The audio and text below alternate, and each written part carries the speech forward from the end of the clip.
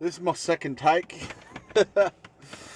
So, tried to set the mood in here for so my situation. I go to Valley Lake here in Mount Gambier, which is a nice spot, but they shut up at night. And no good. Some clever fellas left his lights on during the day because it was dark, very dark, very early, with all the rain clouds, and had my, doing the right thing, having my lights on. Of course, my van's really old. It's 1984, and none of this automatic headlight stuff, mate. And so I've left the headlights on, and I've not completely, but really drained my battery. So I'm stuck here for the night at Valley Lakes, which isn't bad. I'll sleep at another spot.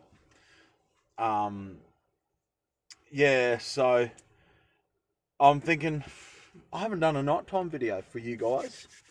And, you know, as I say, I'm trying to do a lot of content. I want a lot of background stuff. I want you to, like I said in the video previous to this, which was a sharpening one. I talked a lot about sharpening and showed a lot about sharpening. And I was saying how someone dear to me, how they were cooking and they had me on in the background, and I loved to hear that because that's the kind of thing I want. I want lengthy videos. Like, I want you to feel like you get your meat and veg when you listen to me. You know what I mean? Like a good hearty meal when you get him. So I thought I try to set a bit of a mood. I've got my battery on trickle charging overnight. I'm blessed with a really good solar system. So I've got an inverter on a trickle charger. I do have another system for jump starting, but even that's like taking its time because it was just so drained. Yeah, so story time with Borry. So one thing I didn't talk in the other video that got cut off, it's probably meant to happen, is I believe one of the most things that are most underrated, yet it's so important. One of the, I think, really important things in survival prepping, because I've mentioned in some other videos um, how I believe community's really important and having skills rather than just stocking up food and yeah, I believe in strong community, relationships, people around you. That's the people I believe survive, And even a wicked man will hide amongst people and protect himself with people. You see it in movies all the time, and movies don't lie. Okay, movies don't lie. But I think certain movies, unfortunately, I think rarer and rarer these days are very. They can't help but speak of spiritual truths. I'm trying to take off my shoes under the tripod. Hopefully, don't knock it over. Ooh. Just getting comfy here. Borry getting comfy. You get comfy. Make yourself some hot chocolate. Sit down. Get yourself a warm muffin and put gravy on top, and serve you a wee belly. That kind of thing. Turn on, sit down by the fireplace, and yeah, let me tell you a good yarn. And no, now I sound like Mrs. Doubtfire. Yeah, so I wanted to tell you, and I'm probably more and more as time goes by, but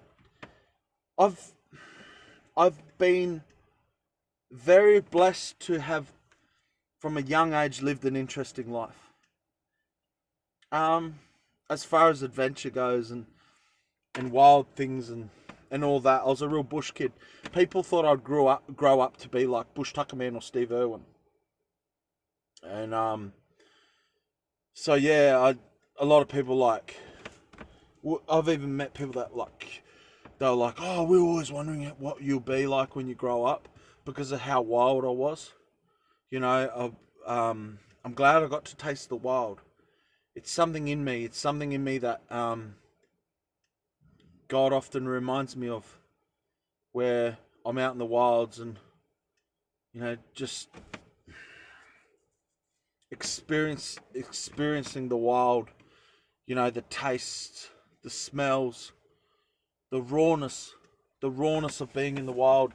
And I believe people are really trying to connect back. Sorry, I just broke a little banner I had above my door where my head must have been. I gotta fix it. Yeah, so I guess when I really think about it, I really want to bring that into my YouTube channels.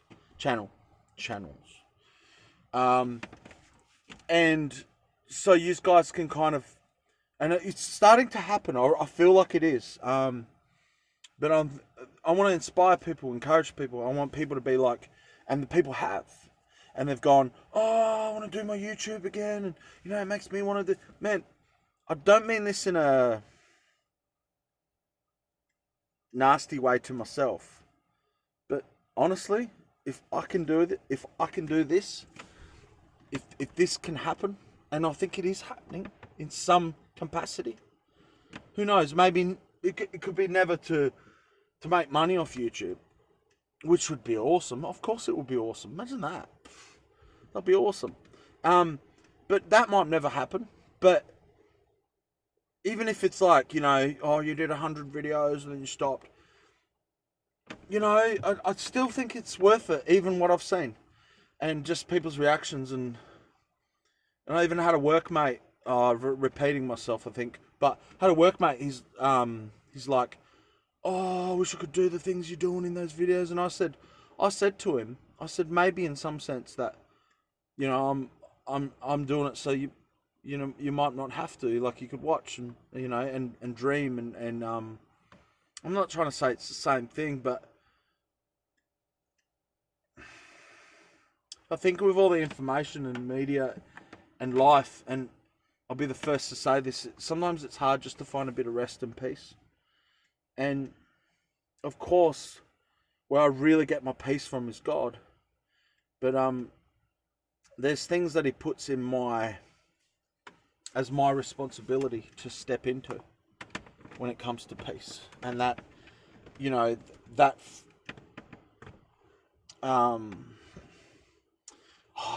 there's stories you hear about, people like, I ask God to take away my anger, and then this situation comes up where, someone makes you angry, and it's an opportunity to not get angry, to change the way you think, to take God at His word, and put your trust in Him, and take that opportunity, and so you see how a lot of things fall into our responsibility, things that we must walk through, things that we must experience.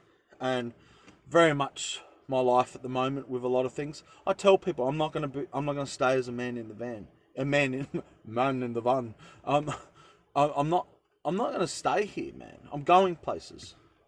And maybe I sound very what's the word, cocky, like one of those driven narcissist people.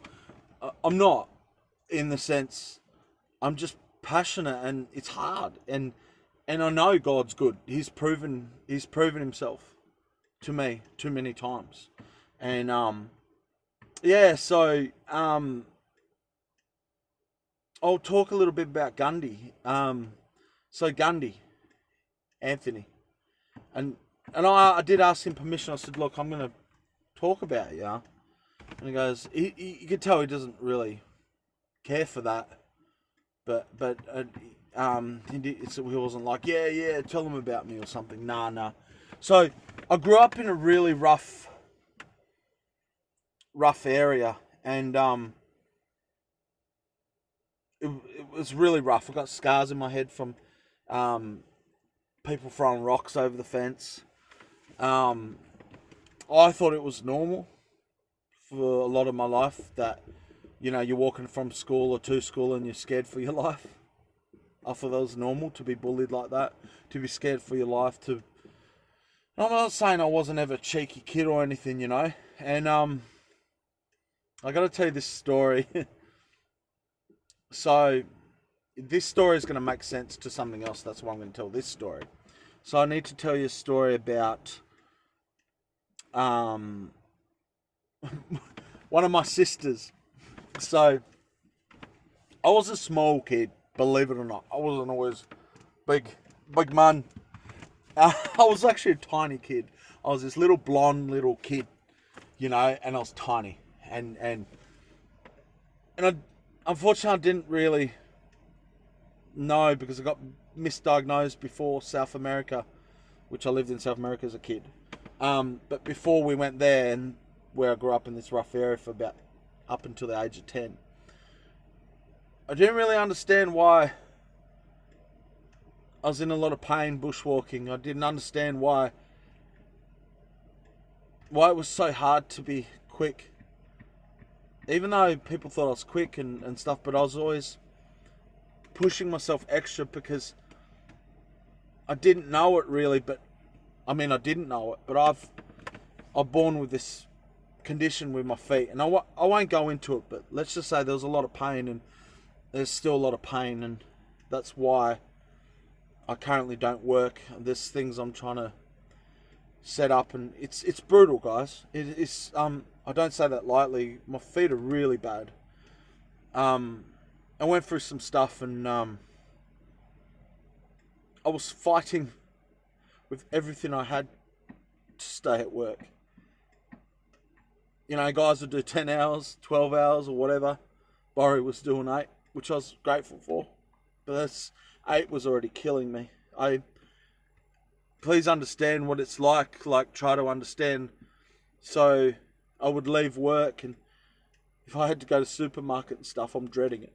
Because my feet would go into, it's like they would go into rest mode, because they're locked up, and that,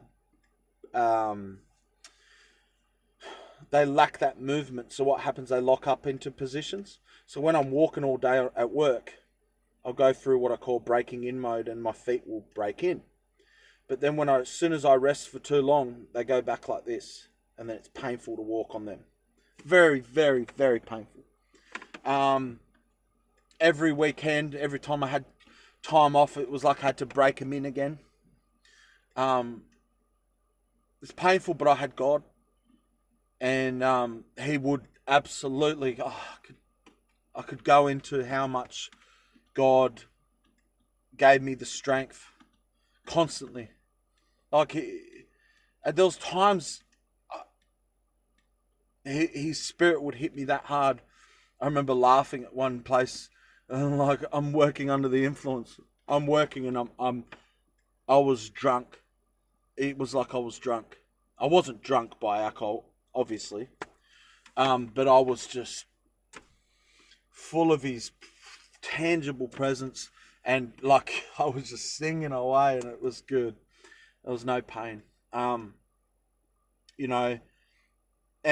So you can imagine, just to go supermarket after work. Suddenly you can't live a normal life. People are like, oh, come over after work and stuff. Me, I just, many a time I've crawled around the house. I needed care. Not much people can do for you. It's been my whole working career. It's been my whole life, really. But working career is where it really, really a punch in the guts, where that foot pain really started to, a cold concrete throbbing, constant pain. Here I am, a throbbing, a pounding. Pain was knocking at your door with its fist, and it was right there. Yeah, so it's, that's a bit of, like I said, I'm going to give you the heart stuff. And, yeah, so back to my childhood. And so my sister, she was a protector. She protected me a lot. And I remember this one story where all the bullies surrounded me, and I mean, even the blokes, most blokes, I was terrified because I was tiny, you know. And bullies they always bring too much power, if you get what I mean. They're never just like, it's just me and you. One of them did that with me, where it was just him, but this guy was a freak. I think his name was Kane. Far out. Do not name a child Kane, guys. Please. Oh, Kane. Names have meanings, man. Sorry, that's a bit frustrated, my own thing. Anyway, look. So, it's fine if your name's Kane. Your life. Yeah, anyway, so these bullies, they're surrounding me, and you know in the movies where they bring out their champion or they bring out the freak, and this freak comes out like, it's like a beast that's been forged, you know, in the fires of Mordor, or in the depths of Mordor. And anyway, this chick, she comes out. She's a young girl, obviously, but we're all young. Should have been a little bit older than me, but she was massive. She was half German, half Aboriginal, like, and she was just formidable, like towering as well, like. And she comes out. She's about to kick my head in. I remember being like, "I'm dead." It's a girl, like, you know, you can't hit a girl, kind of thing. And you know, I wasn't really hitting anyone anyway. And out comes my sister, like a lioness, vicious. She's smaller than this bird, everything, but she was more vicious, she was there for her brother. She comes out, my sister, and if you've ever seen two females fighting, far out, it's scary. It is scary. It's like, bitch, bitch. And they bite, and they bite, and they pull hair, and it's a scary sight to see, guys. If you haven't seen it, yeah. So she was my protector, and so Gundy. Anyway, Gundy was a kid. Now, where we lived, even though we lived in a really poor hood kind of area where a lot of the housing commission troublemakers got sent, we were actually, my family, we weren't too bad. We're actually all right. We're one of the richer families because my dad had a good job and he built a house and all that. And so yeah, it actually wasn't where I really experienced poverty. Poverty was another time. I'll probably tell you about, who knows. But Gundy was poor. Like, I remember going to his house and being like, shivers, man. This guy's poor. Like, he was... I remember, you know my memory of Gundy's house? Empty. Remember he had a little sister? He has a little sister. And his house, I just remember it, there's like, where's all the furniture? Where's everything? It was so simplistic and, you know, there wasn't much. But Gundy had a heart of gold, guys. And I think I did appreciate it as a kid. But I definitely appreciate that kind of stuff more now and see it more. I think I do anyway. And so one time I got held back in the library after school and my sister couldn't wait and she left. And I think I was watching her out the library window and it was like, Jack, come back. You know, and yeah, so my sister left and she couldn't protect me and these bullies were about to bash me after school. I'm panicking. I'm absolutely panicking. I still sometimes get nightmares of this kind of stuff. And so I stole some scissors and thinking, you know, it's going to be a fight to the death. And oh, look, I was not brave. I was just desperate. I was scared. I was a scared little boy. And anyway, long story short, they surrounded me and it looked like the scissors weren't working, They called my bluff. Honestly, I probably wouldn't have stabbed anyone, Probably would just punched in the head, you know. But Gundy come out. And he stood and he's like, leave Boris alone. He was ready to fight. And he wasn't any bigger than me. He really wasn't. but he came out with such viciousness, and they backed off, these cowards, and that's what kind of guy Gundy is. He's just an amazing, amazing guy. I'm so glad to be able to share a bit about him. I'm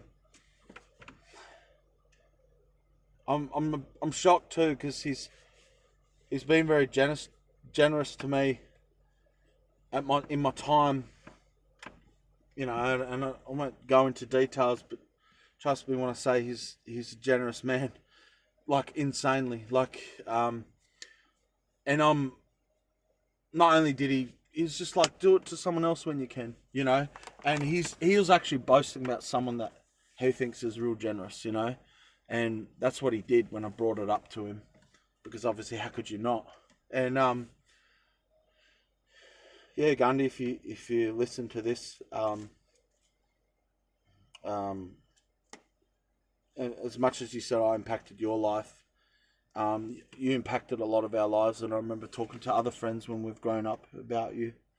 And yeah, so Gundy, I'm probably going to butcher this, but I was talking to another mate that I grew up with, childhood mate, one time, and that was close to me, and Gundy, he ended up, he's high up in a company. I don't want to give details, but he'd done well for himself. He's a smart man. He's and me and this other mate, we looked at each other and we said, no one else deserved that more than him. When someone's gone through what a Gundy has, and being an exceptional person, when you hear about them being blessed, man, it's the best feeling, man. It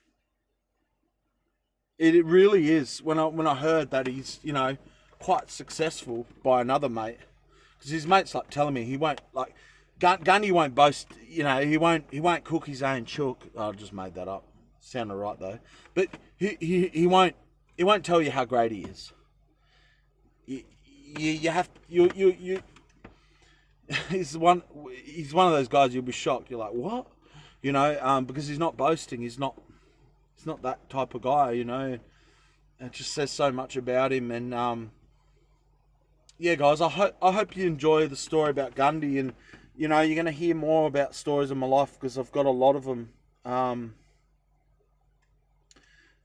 lot of adventures. There's stories I wouldn't share on YouTube, because I do want to be sensitive to people, and I do want to,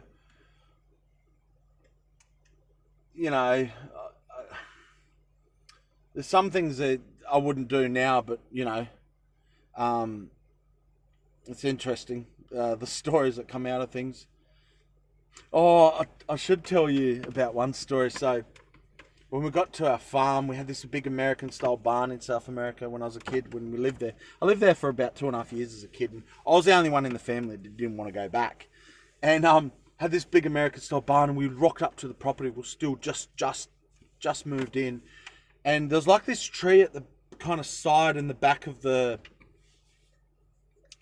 back of the farm, even though we had all this land kind of thing. But you've obviously got the charco, which is the jungle, and then you got the cleared land kind of thing. So there's a certain amount of cleared land in your jungle. And just behind kind of the farm, so just right there pretty much, there was a little tree, and I climbed up and I realised someone had tried to build a cubby house in it, and real magical looking, and I was amazing. Anyone that knew me like Gundy as a kid, I was an exceptional climber. Exceptional. I could koala hug things and climb up like an animal, literally. And Gundy actually remembered a story about that, how we used to get baby pigeons, climb up this big. We used to climb up. I know it was me that started. I must have shown him. But you climb up these, you shimmy yourself up these straight posts, massive train kind of shelter, massive. I remember it was so big, and the pigeons will have their nests and we'll throw them down to each other. Yeah, so we're smuggling pigeons as kids, that was one of the. There's so much we did. and he remembered a story about catching a possum and all that, and yeah, I was a wild kid, and he even said I inspired him because his first job, his first profession was a snake catcher, and because of me, which far out, that blew my mind hearing that, and yeah, so anyway, I climbed this tree at the back of our farm in South America, and and it was all cool, and then I'm telling you, this is the exact sound they were making, pretty much, pretty on par. If anyone knows what these birds are, please tell me. Apparently they were related to the toucan. I didn't know they were birds, but there was a bush, and then I thought it was people because it sounded like a person doing it. And I hear this sound. You ready for it? Whoa! It was like a knocking, like a whoa! Like that kind of sound, but it was more of a knocking. Like whoa! I know, funny, eh? But I'm thinking, and I'm yelling out to the bush, and I'm like, "Who is it?" And like trying to talk to someone that's in the bush, but it ended up being these birds with like yellow in their back feathers, and there's people on Facebook, if you ever watch this, some friends that we did know in Bolivia, maybe you know what these birds were, because I'd love to find out. I haven't seemed to be able to find them with all my research. One thing I do want to say, in the internet of things, out into the ether, so to speak, but one thing I want to say is I saw things that to this day I cannot find on the internet. Lots of things. I caught a lot of fish with teeth, There's more than just piranhas that had sharp teeth. And I just want to say, I get a sense that, we're not as connected, we're not as aware as we think we are with the internet. And I think that's the illusion that we get. We know it all, we see it all. And no, I don't believe that. Because, like I said, in my little experience in Bolivia as a kid, there's things that to this day I cannot find. I'm not saying they're not there. I'm just saying, like, you'd think I'm fibbing, like telling you some of the stories I'll tell you. Like, I remember, so I used to read these dinosaur books when I was a kid, and I remember this one fish with a blunt head and lock teeth, of these prehistoric fish. Yeah, this is just one example of many. And I remember locals rocked up in a little yellow can. It was a can, but a little yellow car. And I was speaking in Spanish, blah, blah, blah, blah, blah, in Spanish. And anyway, we, with the parents, and because they rock up on farms and they sell things, but they're selling fish. Now, so they rock up, and we all kind of come out. There's me and my family. I don't remember exactly who was there. I think Dad was definitely there. There's a little crowd of us. And they opened the boot. Now, they had this fish in there that looked like those armored prehistoric fish out of books. It had lock teeth, blunt, gnarly head, big eyes. It was just like, sorry, I'm going to freak you out. But this fish, it looked like one of those fish out of the dinosaur. And I remember its flesh, and I'll never forget this. It looked like beef. It was red. Like, I'd even say probably even redder than tuna. You can tune a piano, but can you tune a fish? Bad joke. Anyway, but yeah, its flesh was red, and it like had armor, and I remember being like, oh, like just stuff like that I experienced, Oh, these birds, like, why can't I find these birds on the internet? They make this weird sound, but I'm not trying to say, I just don't think it's an illusion. We think we're so connected. It's all there. It's right there. But there's still so much mystery in this world. And, one thing I can't stand, it peeves me. People go, I've traveled the world. And just because you landed in a capital city and went to a few restaurants and this and that, you don't know a place, and when people say I've traveled the whole world, I've seen it all, you see nothing. Like, you really, you won't have enough time, you won't have enough years in your physical life to experience all that. And there's a lot I could say about that, but it's getting into you'll think I'm a complete wacko if I get into it, but I'll say it, I'll mention it. So my whole life I've had intense dreams at locations, and sometimes I'll go to the actual locations that I've dreamt about. Like literally never been there before, and I'm like, I've been here before. Right? So that happened to me my whole life. I've just been going to places. And I thought, why do these places feel so real? Like realer than real. Like you could taste and feel these places that I've been. I've been in Amazonian rivers, or didn't know it at the time really, but massive rivers, big brown rivers just flowing and interconnecting like river deltas, and grabbing on bushes and stuff, and these are flowing like flooded water. They're wild rivers with wild greens, and you know, anyway, like, you know, I've been in mountains, I've been in little villages and met locals, and a few years ago God just spoke to me and he said, I've taken you all around the world. I've taken you to places. And it made sense to me. God has taken me to places in my spirit, in my sleep. And I know that sounds, but you know, that's what I know. That's what I believe. Absolutely. Why not? Because he's good. And yeah, so I hope you enjoyed this bit of story time. And yeah, sorry, I totally missed what I was originally going to talk about. So the thing I was talking about is morale and community, and part of survival. I better add this part. Part of survival, I believe, is overlooked is morale and being able to tell a story, make people feel comfortable around you, especially when you might be in a bad situation, or a limited situation, or a survival situation, or a boring situation, you know.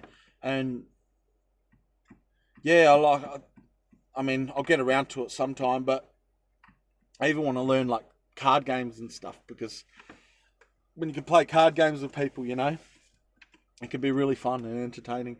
So guys, I hope you enjoyed this video. Thanks for your support.